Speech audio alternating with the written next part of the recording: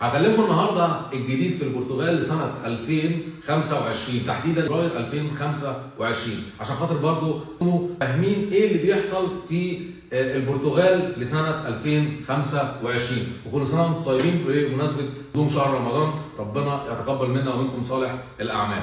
من فتره من حوالي اسبوع او 10 ايام طلع رئيس الدوله، طبعا اللي عايش في البرتغال شاف الكلام دوت في التلفزيون وفي الصحف والكلام ده كله، كان بيتكلم بشكل عام عن المهاجرين. قال لك ايه؟ قال لك احنا محتاجين فعلا مهاجرين، ولكن المهاجرين اللي بيجوا دول هم احنا ما بنستفادش منهم حاجه، احنا عايزين ناس تيجي تشتغل، ناس تدفع ضرائب، عشان خاطر انا مش بديك اقامه زي مثلا اقامه التكوين المهني وفي الاخر انت بتاخد بعضك وبتاخد الاقامه وبتروح تشتغل في فرنسا، تشتغل في ايطاليا او في بلجيكا او في اي دوله في الاتحاد الاوروبي وبتتهرب من الضرائب وما بتدفعش حاجه، لكن انا ايه اللي مستفاده منك؟ طبعا هو كان بيتكلم ان هو محتاج مهاجرين يجوا في البرتغال يشتغلوا، يعملوا استثمار عشان خاطر يدفعوا ضمان اجتماعي، يدفعوا ضرائب.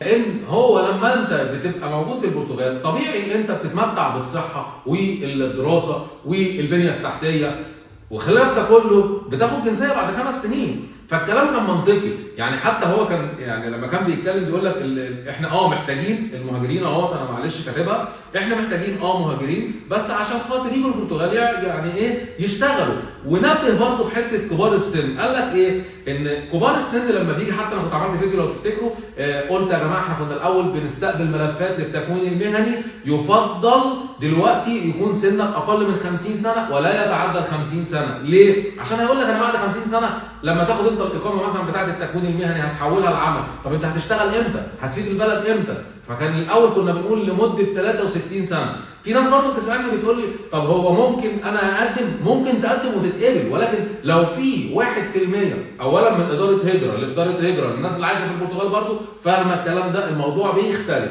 ممكن تاخدها. ولكن انا مثلا بالنسبه لي لما بيجي لي ملف دلوقتي واحد عايز يقدم عندي مثلا ويقول لي انا فوق ال 50 سنه، بقول له على مسؤوليتك الشخصيه، لان ما عنديش استعداد ان انا اتحمل المسؤوليه.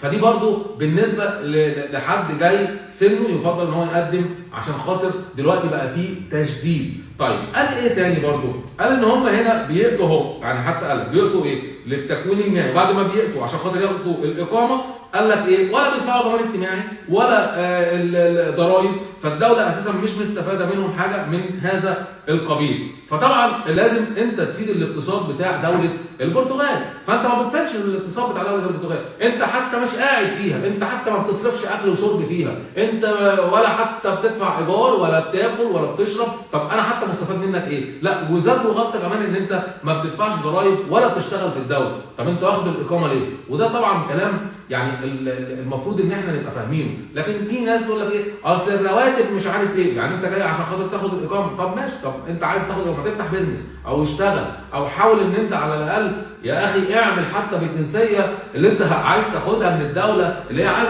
تديها لك وتقعد فيها 5 سنين. ولكن كل واحد ليه دماغه، انا بس طالع اديكوا الجديد اللي هو ان هم محتاجين مهاجرين، ولكن محتاجين مهاجرين بالفعل يعيشوا في البرتغال، يشتغلوا في البرتغال. دي كانت اول حاجه رئيس الدوله نبه عليها. الحاجه الثانيه قال لك احنا دلوقتي برضو في اتفاقيه ما بيننا وما بين البرازيل للناس اللي هم يقدروا يجوا، زي مثلا برضو الناس اللي بتنطق اللغه البرتغاليه او بتتحدث اللغه البرتغاليه بيقدروا يندمجوا مع الشعب البرتغالي بسرعه غيرنا احنا كعرب، ولسه هنيجي على موضوع العرب ده هنتكلم فيه، تمام؟ فبيقول لك بتيجي وبتشتغل وفي اتفاقيه حصلت ان انت تيجي على البرتغال، ولكن يجب ان انت تيجي للعمل. بص برضو هو ايه شادد زي كده ايه فيزا البحث عن عمل اللي هي سيرجو فيزا للبرتغال، تمام؟ فقال لك ان انت بيشدد ان انت حتى لما تيجي تشتغل، والبرازيليين عموما لما بيشتغلوا ما بيتهربوش من الضرايب وبيشتغلوا وبيدفعوا ضرايب، مجرد ان هو جه حتى ممكن يجي فيزا السياحه عادي مفيش مشكله، بس اول ما بيجي وبيلاقي عقد عمل بيقدر ان هو يعمل اقامه. الكلام ده لمين؟ للدول الناطقه بايه؟ باللغه البرتغاليه، وتحديدا الاتفاقيه دي كانت مع دوله البرازيل، ولكن برضو الدول الثانيه بيبقى ليهم برضو الحق ان هم ييجوا ويشتغلوا وبتاع عشان خاطر بيندمجوا قلنا ايه مع الشعب البرتغالي.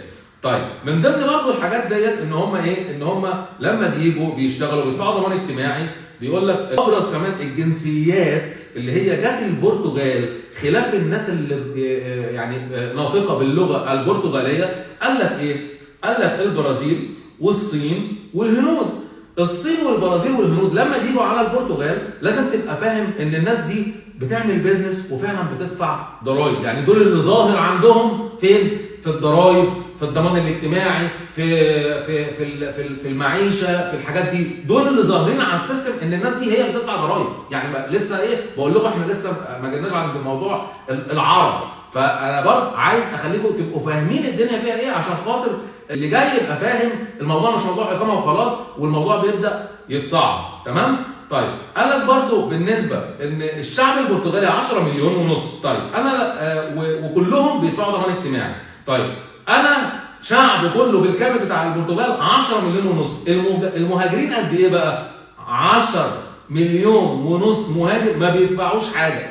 يعني انا عندي قد الشعب البرتغالي مهاجرين ما بيدفعوش ضمان اجتماعي، والبرتغاليين كلهم هم اللي بيدفعوا. فطبعا ده كده انت بتأذي اصلا الشعب البرتغالي، لان هو في حاجات برضو انت بتاخد وظيفه، بتاخد حاجه، بتاخد جنسيه، يعني هو مش مستفاد منك في حاجه. طيب دي برضو نقطه هو كان اتكلم فيها. فمن قبل الحصول على الاقامه ان انت المفروض ان انت بتروح لاي دوله ثانيه، طيب بتيجي تعمل ايه؟ بتستفاد منها زي ما انت بتستفاد من البرتغال، فمن الطبيعي ان انت تشتغل وتدفع ضرائب عشان تبقى زيك زي اي شخص برتغالي. فكان بينوه برضو على النقطه دي. فطبيعي لما انت تلاقي الناس اللي عايشه في البرتغال يعني مثلا بيدفعوا الاجمالي منهم اللي هم بقى البرازيليين والهنود والصين مش عارف ايه، قال لك 20%. 20%. طيب لما تيجي تدور 20% يعني في 80%، طب دول راحوا فين؟ يعني هو كان بيقول راحوا فين ال 80% دول؟ ماشي؟ ما هو البلد برضو مش يعني ايه مش عارفه ايه اللي بيحصل، لا عارفه ايه اللي بيحصل، وانا عاوزك انت كمان تبقى عارف ايه اللي بيحصل في سنه 2025. فقال لك دول لما بيجوا مثلا دوله فيها عبء كبير على الدوله، وفيها اللي عاوز يشتغل، اللي عايز يستثمر، وفيها حقوق بتتوفر ليك كعيشه كريمه، من تعليم ببلاش، من صحه، من تعليم لبنيه تحتيه، شوارع، مواصلات، فبناء عليه انت بتاخد الاقامه، وبعد 5 سنين بتاخد الجنسيه، جنسيه باسبور اوروبي بيدخلك اكتر من 178 دوله، ترتيبه الرابع في العالم، لان البرتغال بلد مسالمه وما عندهاش اي مشاكل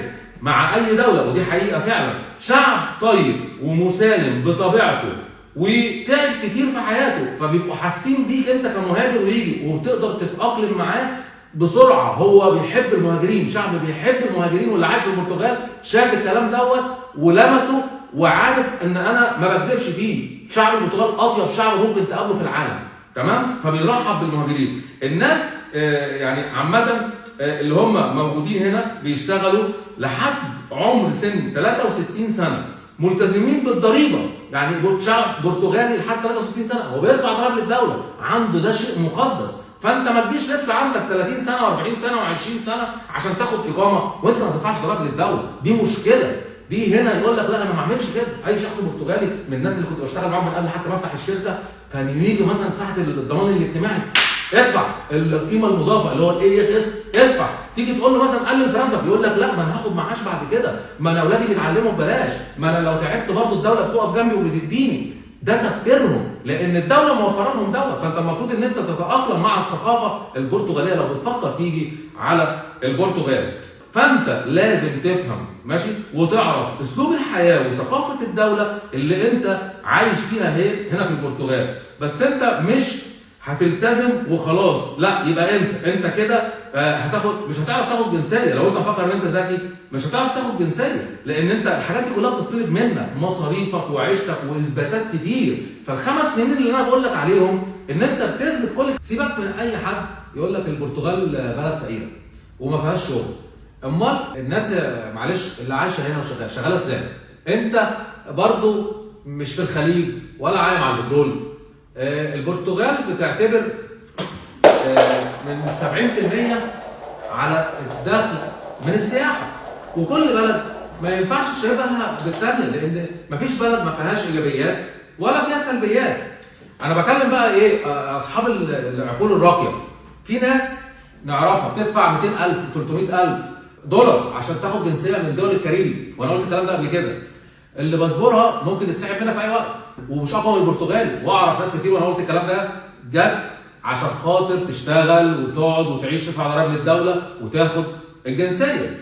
فمع الرغم الباسبور بتاع الدول الكاريبي ده بيدخلك دول الاتحاد الاوروبي كلها، بس ليك 3 شهور.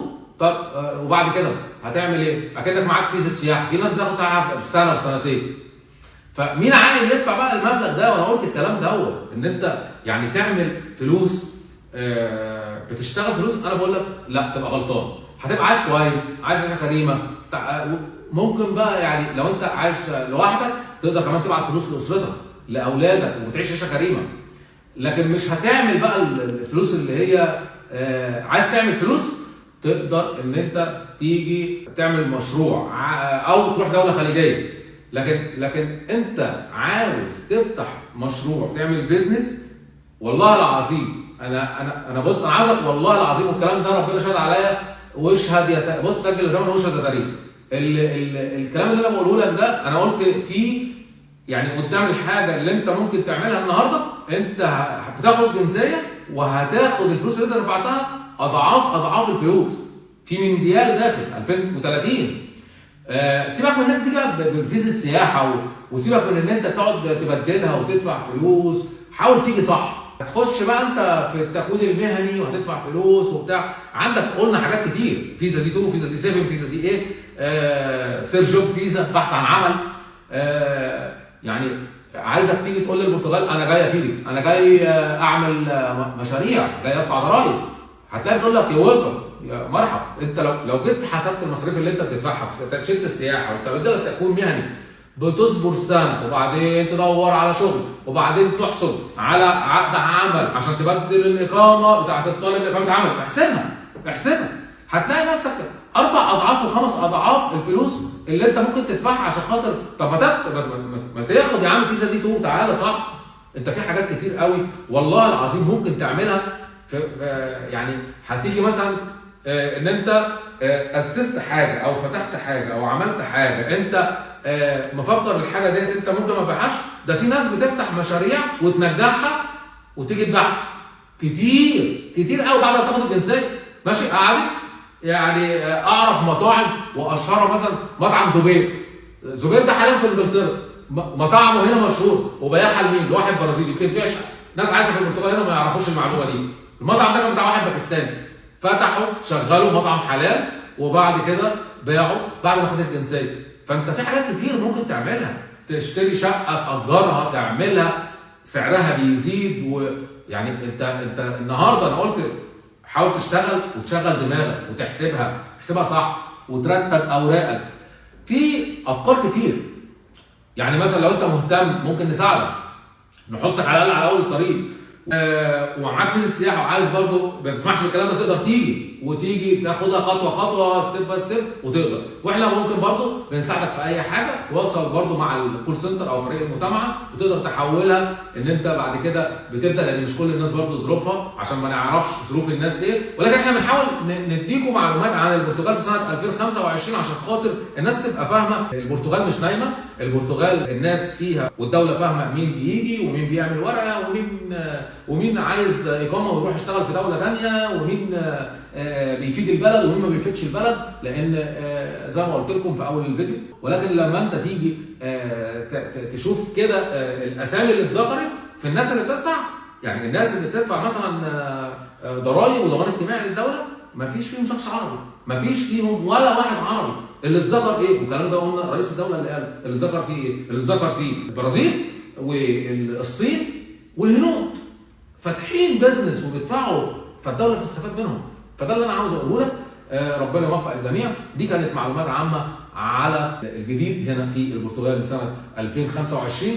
بتمنى التوفيق للجميع، ما تحرموناش من دعائكم كالعاده، ونشوفكم في حاجه جديده. السلام عليكم. عليكم السلام.